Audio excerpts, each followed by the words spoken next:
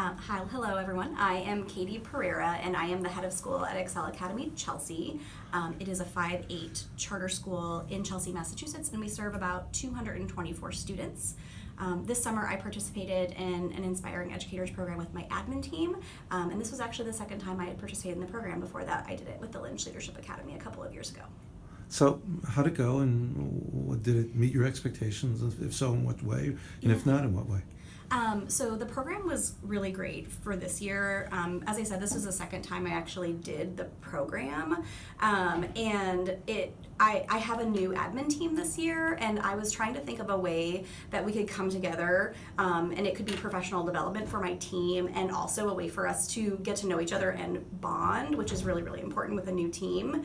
And when I was thinking about different ways to do that, the program that I went through at Lynch really came to mind, and so it was a really great program. We were able to do an abbreviated program, which was a one-day program, which is different than the program that I had done at Lynch. And I was really impressed by the person who was facilitating, Joel. He was really, really great because he let us know like what he could do that he thought might meet our needs. And so we didn't do every activity, which makes a lot of sense. We did a couple activities more deeply, and my team did really get to know each other. It set us up with a good foundation. I would say like it's not a magic bullet. You have to have a strong foundation and then you have to keep working on it. So something that we did after that was spend a lot of time talking about norms.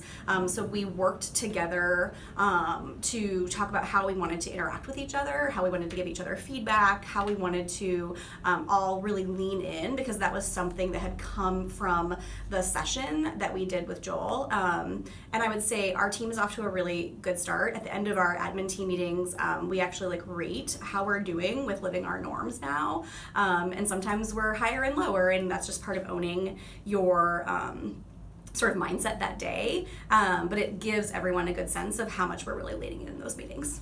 That's wonderful. It's really great. A question just about any other ripples you've noticed. This thing about checking in about the norms, that's actually quite impressive. Anything else that you think is either a direct or an indirect result of the program you have with Joel? I think one of the things that is a ripple is this idea around sharing your story and being vulnerable. And so most recently we did a cultural competence session with the entire staff, and at the beginning of the session it really just named that it was a vulnerable experience, that we were going to be going into an experience having to be vulnerable with each other, talking about ways that we have been vulnerable with each other thus far this year. And it also gave people an opportunity to really get to know areas that have been harder for me. So we talked about experiences such as, MCAS data being public, like all of those different things that happen in a school and what that experience is. And obviously cultural competence is a really hard topic sometimes, and we really dug into the concept of privilege. And so people had to be vulnerable, but I think because we talked about authenticity and vulnerability before going into the session, it actually went really well. And more people are actually excited to support with the planning for the next session. And I think if we hadn't actually leaned in and been more and been honest about how hard things like this are, it wouldn't have had the same impact. I would also say our admin team, the ripple effect is that I think people are actually more willing to ask each other for help. One of our norms is if somebody asks for help, it's because they need it.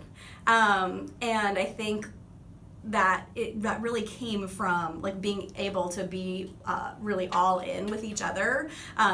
We normed that everyone works super, super hard, and so if they're asking for help, it's because they need it. And I have seen people ask for help when they need it more regularly, and then there's no sort of judgment or pushback, because we know that people really, really do need the help when they ask. Otherwise they wouldn't be asking. That's great. Yeah. Katie, it's really quite impressive, and I'm very grateful. A question that I didn't prep you for, so you might want to take a moment, is you've spoken actually very convincingly about your team and about the growth of your team and the norms of people asking for help. It's very powerful. Just what has it had an impact on you, do you think, and on your work and your approach to your work here with your team or beyond, or just the way you're feeling about things? I do think it has. I think I don't know if it's had as much of an impact on my team because they had a shorter program, and so I think it's going to be more coming back to this idea.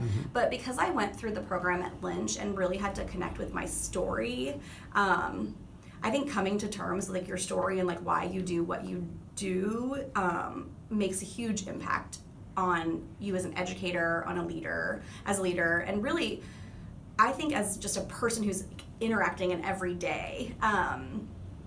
I find myself thinking more about like the why behind what people do versus sort of like leaping to assumptions. I know that everyone's story is so different, and I think being exposed to a lot of different stories has been really meaningful in that way. And I think it's made me a different leader because I actually we spend time as a staff like learning each other's stories.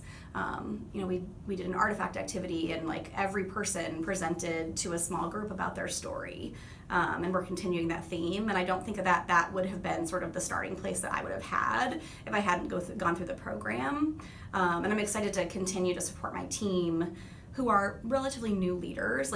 There's very few of them who have more than a couple of years of experience. Think about how do you continue to tell your story, and how do you use that to support the work that you're doing, and ultimately how do we use that to support our kids? Because this morning the community circle presentation that actually Arnie you got to see let our kids see that actually the way we look isn't necessarily our entire story. And the two teachers that presented this morning who are Puerto Rican, I actually don't think the students knew because they made assumptions based off of how the teachers looked. And so I'm excited for us to continue that as a school. That's great. Great. Wonderful. Thank you. Yeah. Anything else you think would be useful for us to know?